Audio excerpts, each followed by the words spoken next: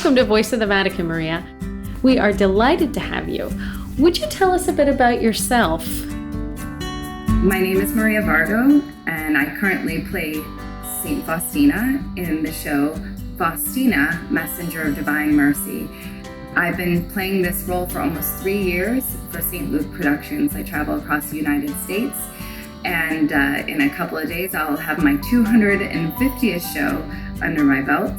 And just to tell you a little bit about myself, I'm from St. Louis, Missouri originally, and I've been in LA for almost 15 years. And I came out here to pursue music, film, theater, and through a deeper conversion in my life and realizing that God wanted me to use my gifts and talents to serve Him, I started producing faith-based theater, and through that was led to work for St. Luke Productions. Why is it important that the story of St. Faustina and Divine Mercy is shared? For me personally, the first time that I learned about St. Faustina and the story of Divine Mercy, what really resonated with me was the Divine Mercy. I think that Jesus chose St. Faustina, as he said, to be the secretary and messenger of his mercy. And this message of mercy was so important to be shared that he chose St. Faustina. And so for me, whenever people say, oh, do you love getting to play the saint? And it's really, for me, about sharing the message of God's mercy. Our world is hurting so much right now, and people need to know that there is nothing that is too great for God to forgive, and that He desperately wants each and every one of us to come to Him. So there is no greater message right now than the message of mercy to be shared. And I think the story of St. Faustina, she really is the vehicle for this message of mercy. And that, when I was thinking about doing the role, that's what really drew me to it, was that I had received God's mercy in my own life, and I wanted to share that message. How did you become involved in the project? Well, I was doing faith-based theater in Los Angeles. I was directing and producing shows about saints and the lives of the saints. And I did a show back in 2012, and a girl who had used to work for Leonardo saw me perform. I had a small role of a nun, and I found out later that she had called Leonardo and said, you need to talk to this girl. And so Leonardo and I had a conversation, and then one thing led to another. They called me up and they said, would you be interested in auditioning for the role of St. Faustina? And I was first a little hesitant, because I knew that it would require a lot of touring and being on the road, and I wasn't sure if that was something that I wanted to do, and sacrifice, of course, that it would take.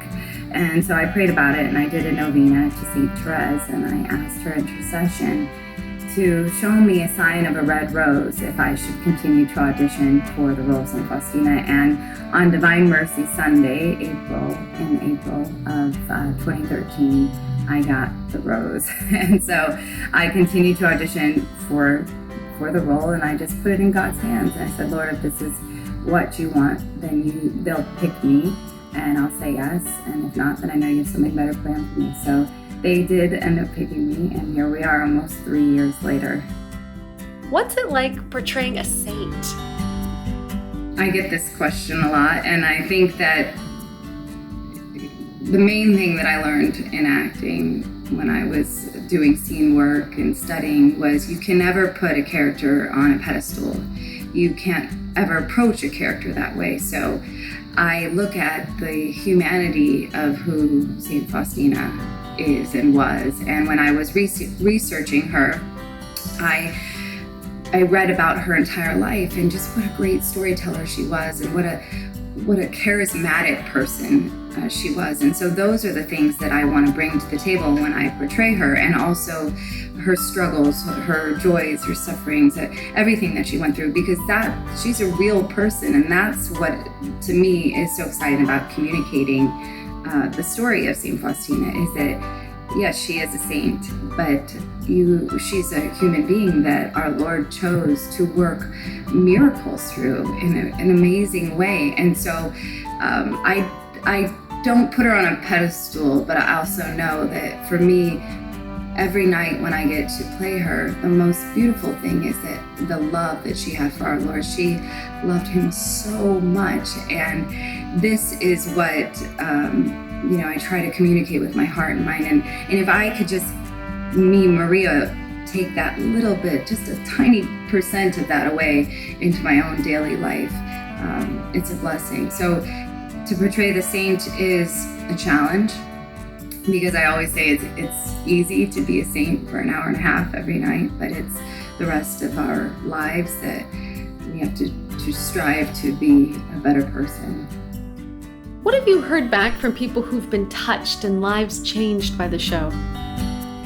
One of my favorite stories is of a woman who was in her 60s and had seen the show, and she contacted me out of the blue. I don't even know how she got my email address, but she sent me an email, and she said that so many different things in the show resonated with her heart, that she had all of these wounds in her life and her past, and things that she hadn't told her husband, hadn't been to confession.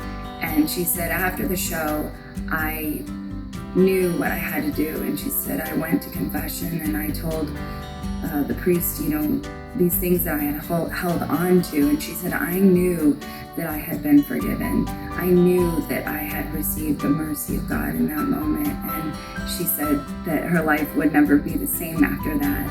And that Divine Mercy Sunday following seeing the show was really the first time that she had celebrated it. And that's just one small story, but there's so many stories. A priest wrote to me the other day, and he said, never stop doing this. He said, the power of this show is greater than any homily that I will give on mercy. And when I read those words, I just cried, because I'm humbled to be a part of such a powerful show that brings the message of God's mercy and his love to people in such a real and palpable way. And time again, what people tell me is that this is a life-changing experience for them. So I'm very grateful to God to be a part of it. How have you personally been changed by the role? I think the biggest thing for me is learning about sacrifice. And, when I was growing up, my mom used to always say, if you're having a problem, whatever, offer it up. And I never understood that. It's like this, spiritual idea that I couldn't grasp onto. But, Saint Faustina, she was a sacrifice. She offered her life for other people and other souls, because she knew that's what our Lord wanted desperately, was for people to come to him and souls to come to him. And so she loved him so much, she was willing to do anything. And I think the greatest thing for me is to learn that whatever our sufferings that we have in our lives, and whether it's small, big, that they don't have to be in vain. And if we just, complain about them or whatever else, we have those tendencies, obviously, but that to really think about others who are suffering and to offer our own sufferings up as a prayer, that's definitely something that I've taken away. Also, I think, doing almost 250 performances now, I've been pushed harder spiritually, emotionally, physically than I ever thought that I could be. And to see that I can do those things in God's grace, that he will push us and take us to places, if we allow him, that we probably thought we could never go before. In your opinion, how can the arts affect a culture?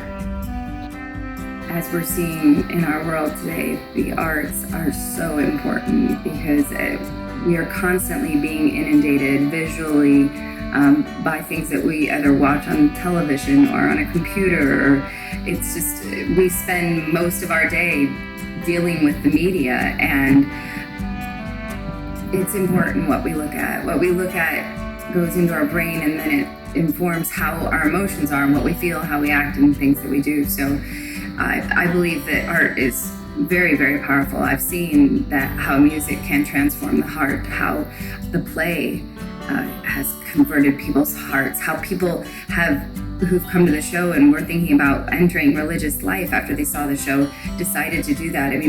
Art can change people's lives. And I think that we have a responsibility not only as Catholics, but as people to be mindful of what it is that we're putting out into the world. I realized when I had a deeper conversion in my life and wanted to do work that would uplift people's souls and spirits, that I am responsible through the choices that I make in my art, in my creative life, because people are going to see it and they're going to be affected by it. Doesn't mean there's not an evil side of that. There's good. There has to be, an evil side to the story of good and evil, but that it's important for me to communicate stories that are going to uplift people's souls and spirits, and really, in the end, bring them closer to God than further away. So I think that's what we are responsible for, especially as Catholics, because our role in as being disciples of Christ is to bring people closer to knowing His love. And if we can accomplish that through not only our day-to-day lives, but through our art, I think we're doing what we're called to be doing. How can Catholics impact the arts? As I said, I think that we have a responsibility through our work and what we do. And of course, I'm playing a role of St. Faustina, and it is obviously a Catholic production, but I do feel in my heart that not everything that we do has to be so overt, that if we could join forces together, Christians, Catholics, and just work in the secular world to put out good work, that we could be taken seriously in the art world, in the movie industry. But I think it starts with coming together, working together, and creating good art, beautiful pieces of art, because that's what people are drawn to. And that's my goal. I think not only, who knows how long I'll be doing St. Faustina. I'm grateful to continue to do it for right now, but I do want to be open to how God is going to use me in this world. And art and beauty is a reflection of our Lord. And so that's where I think we need to always remember to start, that whatever work that we do should be of the highest quality and form. Thank you so much for being with Voice of the Vatican, Maria. May God bless you.